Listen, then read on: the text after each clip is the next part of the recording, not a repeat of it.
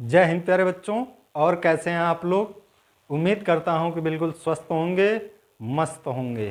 तो बच्चों, आज से हम लोग स्टार्ट करने वाले हैं नए सेशन के लिए फिजिक्स की क्लास। आज हम लोग फर्स्ट चैप्टर स्टार्ट करेंगे, प्रकाश का परावर्तन। हम लोग एक एक टॉपिक का एक एक चैप्टर बनाएंगे, यानी प्रकाश का परावर्तन एक चैप्टर होगा, प्रकाश का अपवर्तन दूसरा चैप्टर होगा, लेंस तीसरा चैप्टर होगा, प्रिज्म चौथा चैप्टर होगा। यानी एक एक टॉपिक का हम लोग एक एक चैप्टर को अलग अलग डिवाइड करके क्या करेंगे भाई, पढ़ने वाले हैं। ठीक है, तो आज हम लोग शुरू करेंगे प्रकाश का परावर्तन। ठीक है, तो आज का आपका बेसिक लेक्चर है। ठीक है, इसमें हम लोग केवल प्रकाश के बारे में जानेंगे और प्रतिबिंब के बारे में जानेंगे। ठीक है, तो चलिए आज की वीडियो हम लोग शुरू करते हैं। पहली हेडिंग बना लेंगे, चैप्टर का नाम आप लोग बना लेंगे प्रकाश का परावर्तन, फर्स्ट चैप्टर।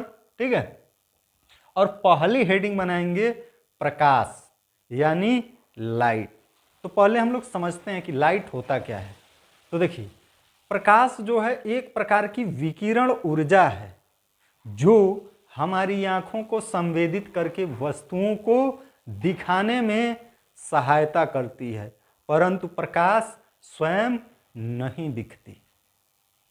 तो आपके मन में ये विचार उठ रहा होगा कि भाई जब प्रकाश दिखता नहीं है तो हम लोग कैसे जान पाते हैं कि लाइट आ गई, लाइट चली गई।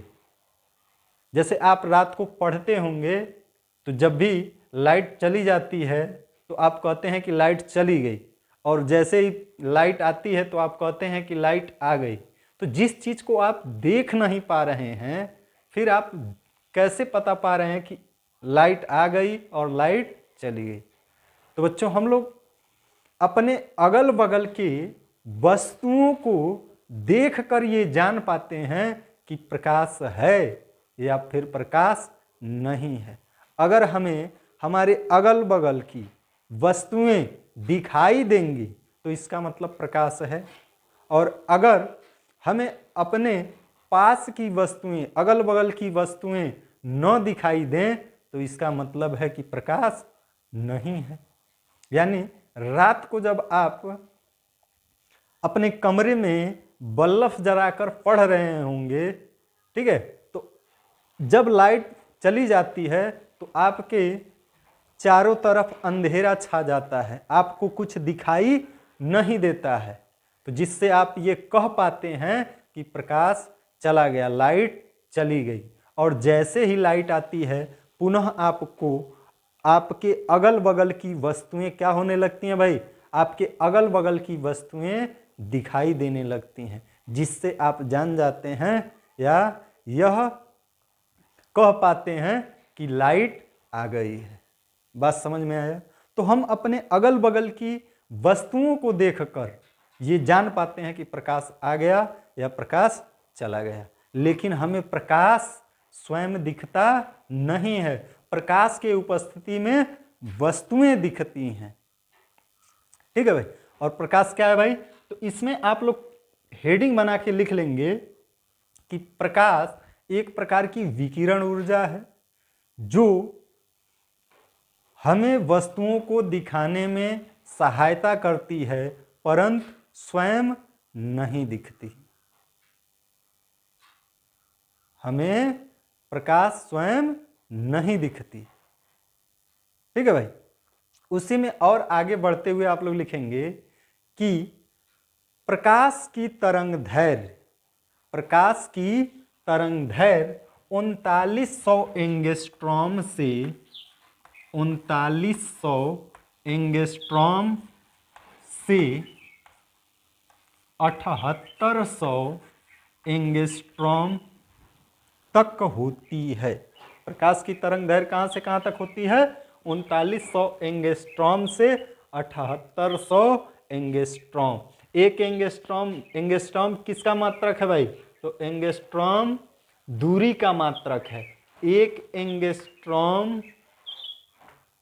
एंगस्ट्रॉन बराबर होता है 10⁻⁻10 मीटर।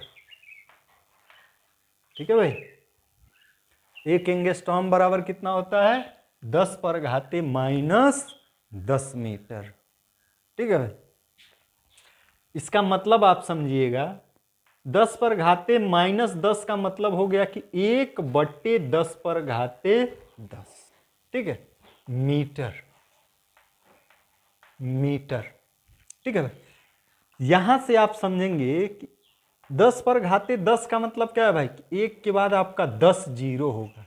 ठीक है, अब इसको आप इकाई, दहाई, सैकड़ा में गिनिए, जितना आएगा 1 मीटर का उतना टुकड़ा करेंगे। कितना टुकड़ा? ये आप गिन लीजिए, इकाई, दहाई, सैकड़ा, हजार कितना आ रहा है। 1 मीटर का उतना टुकड़ा करेंगे। 1 मीटर जैसे मान लीजिए कोई लेंथ है, और ये जितना नंबर आ रहा है उतने टुकड़े में इसको क्या करिए भाई? उतने बराबर टुकड़ों में काटिए, और उसमें से एक टुकड़ा आपका क्या होगा भाई? 1 एंगस्ट्रॉम होगा। बात समझे? यानी ये बहुत छोटा दूरी का मात्रक है एंगस्ट्रॉम। ठीक है, तो ये क्या है? आपकी दूरी है कि प्रकाश की तरंग दैर्घ्य इतना 3900 एंगस्ट्रॉम से 7800 एंगस्ट्रॉम तक होता है। ठीक है भाई, प्रकाश की चाल निर्वात में जो है सबसे अधिक होती है, और निर्वात में प्रकाश की चाल को c से प्रदर्शित किया जाता है, और इसका मान होता है 3 × 10⁸ मीटर प्रति सेकेंड। निर्वात अथवा वायु में प्रकाश की जो चाल होती है कितनी होती है? 3 × 10⁸ मीटर प्रति सेकेंड, जो कि सबसे अधिक होती है। यानी निर्वात में प्रकाश की चाल सबसे अधिक होता है। ठीक है भाई, प्रकाश चलता कैसे है? तो प्रकाश एक सरल रेखा में चलता है। प्रकाश कैसे चलता है भाई? एक सरल रेखा में। प्रकाश एक सरल रेखा में या ऋजु रेखा में चलता है, या फिर कहिए संचरण करता है। संचरण मतलब चलना होता है। ठीक है, तो इतना आपके लिए प्रकाश के बारे में जानना बहुत है। ठीक है भाई, अब हम लोग जानेंगे कि प्रतिबिंब क्या होता है। प्रतिबिंब,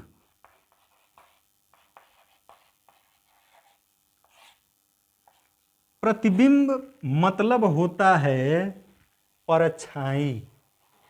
जैसे आप जब प्रकाश में खड़े होते होंगे तो आपके ही जैसा आपका शरीर है, इसी आकार का एक छाया बनता होगा। ठीक है, उसी छाया को क्या कहते हैं भाई? प्रतिबिंब कहते हैं। अंग्रेजी में इसे इमेज कहेंगे। ठीक है, प्रतिबिंब कह लीजिए, इमेज कह लीजिए, परछाई कह लीजिए, छाया कह लीजिए। ठीक है, तो प्रतिबिंब होते कितने प्रकार के हैं? प्रतिबिंब आपके 2 प्रकार के होते हैं। एक होता है वास्तविक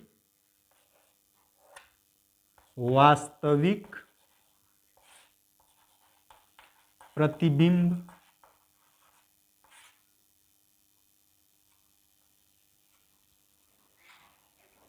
और एक होता है काल्पनिक प्रतिबिंब, या फिर इसी को हम लोग कहते हैं आभासी प्रतिबिंब। ठीक है भाई, प्रतिबिंब कितने प्रकार के होते हैं?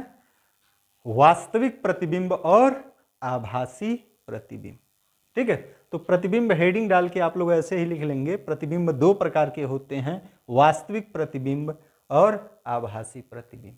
और फिर इसके नीचे लाइन चेंज करके आप लिख लेंगे कि वास्तविक प्रतिबिंब को पर्दे पर प्राप्त किया जा सकता है, परंतु आभासी प्रतिबिंब को पर्दे पर प्राप्त नहीं किया जा सकता है। क्या बताएंगे भाई नीचे? कि वास्तविक प्रतिबिंब पर्दे पर प्राप्त किया जा सकता है, परंतु आभासी प्रतिबिंब को पर्दे पर प्राप्त नहीं किया जा सकता है। अच्छा भाई, अगर आपसे कोई प्रतिबिंब की परिभाषा पूछे कि प्रतिबिंब की परिभाषा क्या होगा, तो आप बताएंगे कि किसी बिंदु वस्तु से होकर गुजरने वाली प्रकाश किरण जब किसी दूसरे बिंदु वस्तु पर मिलती है तो उस दूसरे बिंदु वस्तु को पहले बिंदु वस्तु का क्या कहते हैं? प्रतिबिंब कहते हैं। यानी जब प्रकाश किरण किसी बिंदु वस्तु से परावर्तित होकर किसी दूसरे बिंदु पर जाकर मिलेगा तो उस दूसरे बिंदु को पहले बिंदु का क्या कहते हैं भाई?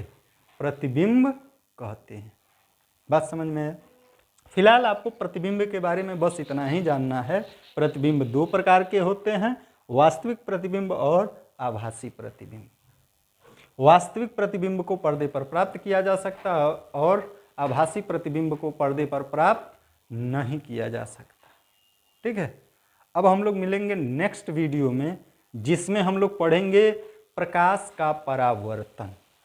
ठीक है भाई, यानी हम लोग छोटे छोटे टाइम का हम लोग वीडियो में पूरी फिजिक्स को हम लोग पढ़ने का प्रयास करेंगे।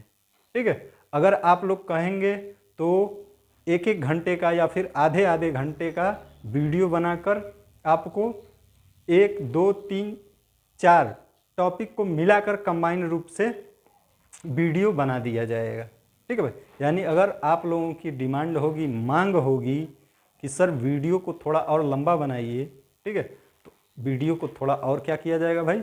लंबा बनाया जाएगा। ठीक है, फिलहाल आज के लिए बस इतना ही।